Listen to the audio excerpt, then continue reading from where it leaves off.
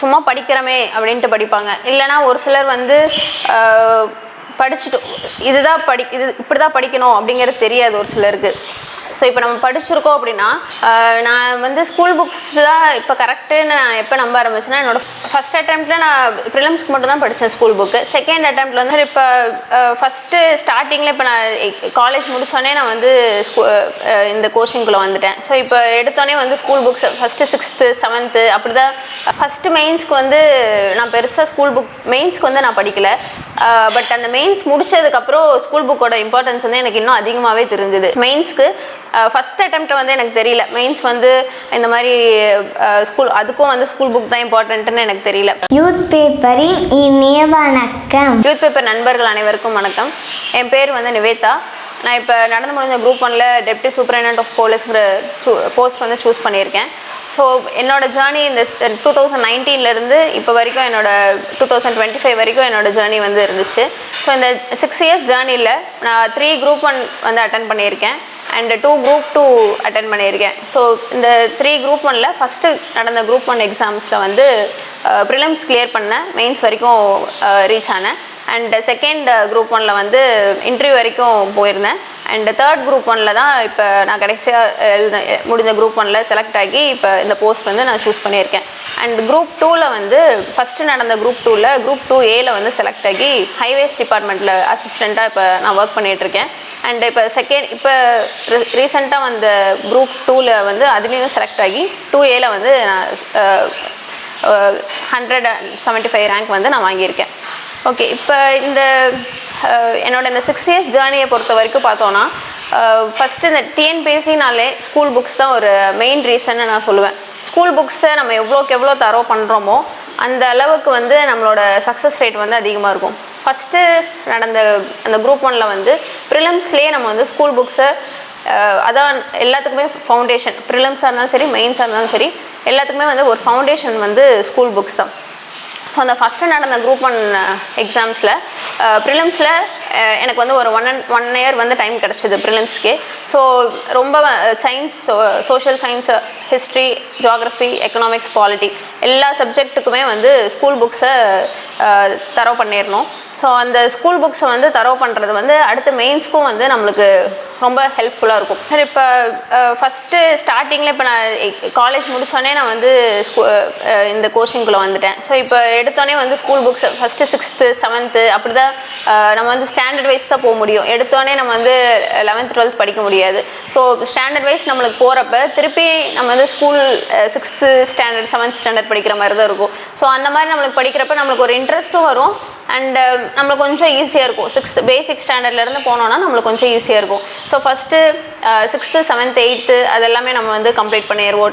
10th வரைக்கும் நம்மளுக்கு புரியும், எல்லாமே வந்து நம்மளால் அண்டர்ஸ்டாண்ட் பண்ண முடியும். டிகிரி முடிச்சுட்டு நம்ம படிக்கிறதுனால நம்மளால் ஓரளவுக்கு எல்லாமே வந்து அண்டர்ஸ்டாண்ட் பண்ணிக்க முடியும்.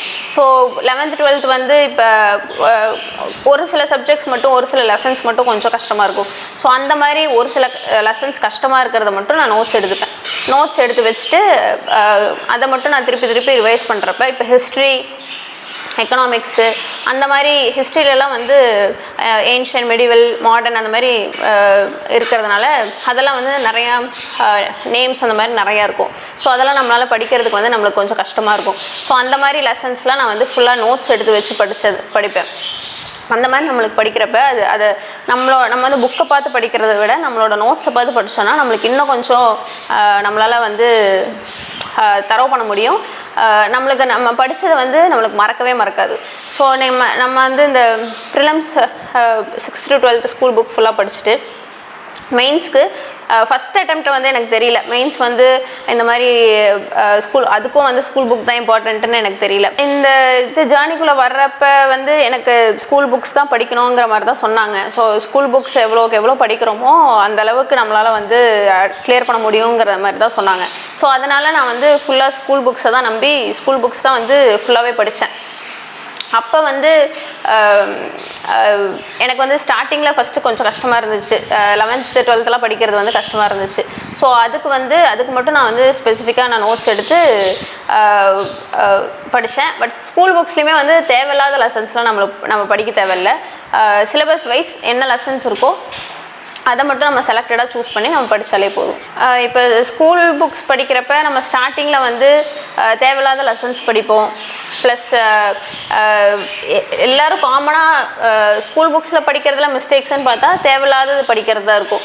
ஸோ நம்ம வந்து சிலபஸில் என்ன வேர்டு இருக்கோ அதை மட்டும் நம்ம செலக்டடாக சூஸ் பண்ணி ஸ்கூல் புக்ஸில் எந்த லெசன் தேவையோ அதை மட்டும் படித்தா போதும். ப்ளஸ் எல்லா லெசன்ஸ்க்கும் நம்ம நோட்ஸ் எடுக்கணுங்கிறது அவசியம் இல்லை. ஸ்கூல் புக்கை நம்ம வந்து திருப்பி கிட்டத்தட்ட 1 இயருக்கு நம்ம படிக்க போகிறோம். ஸோ அப்படிங்கிறப்ப நம்ம அதையே வந்து நம்ம ஹைலைட் பண்ணி நம்ம புக்லேயே வந்து நம்ம திருப்பி படித்தா போதும். நம்ம எல்லாத்துக்கும் நம்ம நோட்ஸ் எடுக்கிறது வந்து கஷ்டம், அது டைமும் வந்து வேஸ்ட் ஆகும். ஸோ அந்த மாதிரி படிக்கிறப்ப நம்ம ஸ்கூல் புக்ஸ்லேயே நம்ம திருப்பி அதிலேயே வந்து நம்ம ரிவைஸ் பண்ணிக்கிறது தான் நல்லது. நான் வந்து ஸ்கூல் புக்ஸ் தான் இப்போ கரெக்டுன்னு நான் எப்போ நம்ப ஆரம்பிச்சேன்னா என்னோடய ஃபஸ்ட்டு ப்ரிலிம்ஸில் வந்து நிறைய ஸ்கூல் புக்ஸ்லேருந்து ரிஃப்ளெக்ட் ஆச்சு. நம்மளால் இப்போ ஒரு 200 கொஷின்ஸ்னால் அதில் 30-40 தான் வந்து டைரக்ட் ஸ்கூல் புக்லேருந்து வரும். பட் மற்ற மீதி இருக்க 170, 160, 150 கொஷின்ஸுமே நம்ம அந்த ஸ்கூல் புக்கில் படித்ததை வச்சு நம்மளால் அந்த 150 கொஷினை அட்டன் பண்ண முடியும். ஸோ அந்த மாதிரி நம்ம பண்ணுறப்ப நம்மளோட ஸ்கூல் புக் அந்த ஸ்கூல் புக்ஸ் படித்ததோட இம்பார்ட்டன்ஸ் வந்து அப்போ தெரியும். அந்த மீதி இருக்க நீங்கள் 150 கொஷின்ஸையும் படித்ததை வச்சு அது இன்டெரக்டாக தான் இருக்கும், வேற எங்கேயாவது இருந்திருக்கும், பட் நம்ம எங்கேயோ ஒரு இடத்துல படிச்சிருக்க மாதிரி இருக்கும். ஸோ அதை வச்சு நம்மளால் கண்டிப்பாக அட்டன் பண்ண முடியும்.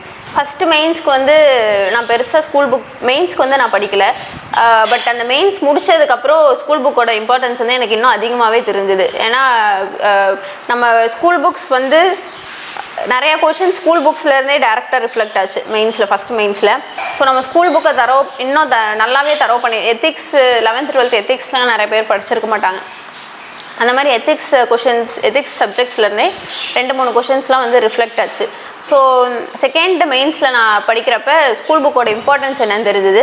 அண்ட் செகண்ட் மெயின்ஸில் ஸ்கூல் புக்ஸ் வந்து ஒரு ஃபவுண்டேஷன் பேசிக் அப்படிங்கிறதுனால எவ்வளோ இப்போ கரண்ட் அஃபேர்ஸை கேட்டாலும் கண்டிப்பாக சிலபஸ்லேருந்து தான் ஒரு டாப்பிக்லேருந்து அந்த கரண்ட் அஃபேர்ஸ் கொஷினை கேட்டிருப்பாங்க. ஸோ அந்த சிலபஸில் இருக்க டாப்பிக்கு ஸ்கூல் புக்கில் நம்ம எங்கேயாவது படிக்காமல் இருக்கவே மாட்டோம், கண்டிப்பாக ஏதோ ஒரு இடத்துல படிச்சிருப்போம். நீங்கள் அந்த கொஷினுக்கான ஆன்சர் உங்களுக்கு தெரியலனாலும் அந்த ஸ்கூல் புக்கில் நம்ம படித்ததை வச்சு கண்டிப்பாக பேசிக்ஸை நம்ம எழுதியிருக்கு. இப்போ எக்ஸாம்பிள் வந்து ஜிஎஸ்டி கொஷின்ஸ் இருக்குன்னா ஜிஎஸ்டி கொஷின் வந்து எனக்கு செகண்ட் மெயின்ஸில் வந்துச்சு. அந்த செகண்ட் மெயின்ஸில் அவங்க வந்து கரண்ட் அஃபேர்ஸ் அப்போ இருந்துச்சு, அதனால தான் ஜிஎஸ்டி கொஷின் கேட்டிருந்தாங்க. பட் ஜிஎஸ்டியோட பேசிக் ஃபவுண்டேஷன் ஸ்கூல் புக்கில் இருக்குது. நீங்கள் அந்த கரண்ட் அஃபேர்ஸ் உங்களுக்கு தெரியாமல் இருக்கலாம், ஆனால் அந்த பேசிக்ஸ் வந்து ஸ்கூல் புக்கில் படிச்சிருப்பீங்க ஜிஎஸ்டி பற்றி. அதை பற்றி நீங்கள் 1.5 பேஜ் எழுதியிருந்தாலே கண்டிப்பாக அந்த கொஷனுக்கு 10 மார்க்னால் உங்களுக்கு ஒரு 7 மார்க்காவது போட வாய்ப்பு இருக்குது. ஃபஸ்ட் அட்டெம்ப்டில் நான் ப்ரிலிம்ஸ்க்கு மட்டும் தான் படித்தேன் ஸ்கூல் புக்கு. செகண்ட் அட்டெம்ப்டில் வந்து நான் மெயின்ஸ்க்கும் வந்து ஸ்கூல் புக்ஸை ரெஃபர் பண்ணேன். அண்டு அந்த பேசிக்ஸ் என்னவோ சிலபஸ் வச்சு நான் வந்து அனலைஸ் பண்ணேன் செகண்ட் அட்டெம்ப்டில்.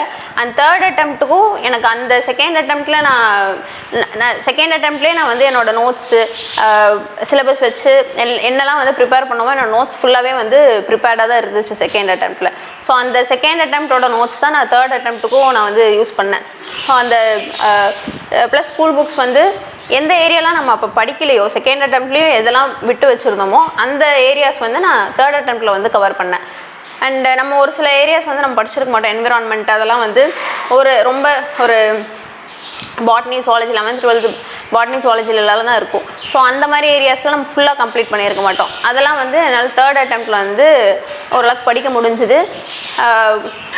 எந்த ஏரியாஸ் வந்து இம்பார்ட்டண்ட்டுன்னு பார்த்து அதை நான் கவர் பண்ணேன் தேர்ட் அட்டெம்ப்ட். நான் என்ன நினைக்கிறேன்னா, இப்போ ஒரு சிலர் வந்து சும்மா படிக்கிறோமே அப்படின்ட்டு படிப்பாங்க, இல்லைனா ஒரு சிலர் வந்து படிச்சுட்டு இது இப்படி தான் படிக்கணும் அப்படிங்கிறது தெரியாது ஒரு சிலருக்கு.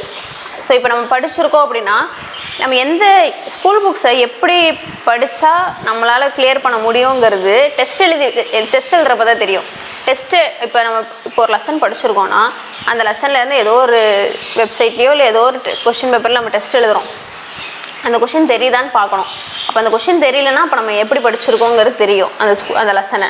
ஸோ அதுக்கேற்ற மாதிரி நம்ம வந்து அனலைஸ் பண்ணி நம்ம ஒரு லெசனையும் படித்தா அந்த மிஸ்டேக்ஸ் வந்து ரெக்டிஃபை பண்ண முடியும். ஸோ பிகினர்ஸாக வர்றவங்க வந்து பேசிக் 6th ஸ்டாண்டர்ட்லேருந்து படிக்கலாம். 6th ஸ்டாண்டர்ட்லேருந்து எல்லா சப்ஜெக்ட்டும் படிக்க தேவையில்லை. சயின்ஸ் வந்து நம்ம கடைசியாக வச்சுக்கிட்ட போதும். History, social science first, history, geography, polity, economy, political science இதெல்லாம் வந்து பேசிக்ஸு. 6th நம்ம வந்து போகலாம். ஸோ அந்த மாதிரி படிக்கிறப்ப நம்ம எல்லாத்தையுமே வந்து நோட்ஸ் எடுக்கிறது வந்து டைம் வேஸ்ட். ஸோ அந்த மாதிரி படிக்காமல் 6th ஸ்டாண்டர்ட் ஒன் வீக் தான் வந்து ஒரு 6th ஸ்டாண்டர்டுக்கு 1 வீக் வந்து மேக்ஸிமம். அது வரைக்கும் அதுக்குள்ளே நம்ம வந்து முடிச்சிடணும். ஸோ அந்த மாதிரி 6th 7th 8th இந்த 3 ஸ்டாண்டர்டுமே நம்ம வந்து ஒரு 1 month டைம் வச்சு அதுக்குள்ளே முடிக்கலாம். ஸோ இந்த மாதிரி டைம் வச்சு நம்ம கம்ப்ளீட் பண்ணால் வந்து கிளியர் எழுத முடியும்.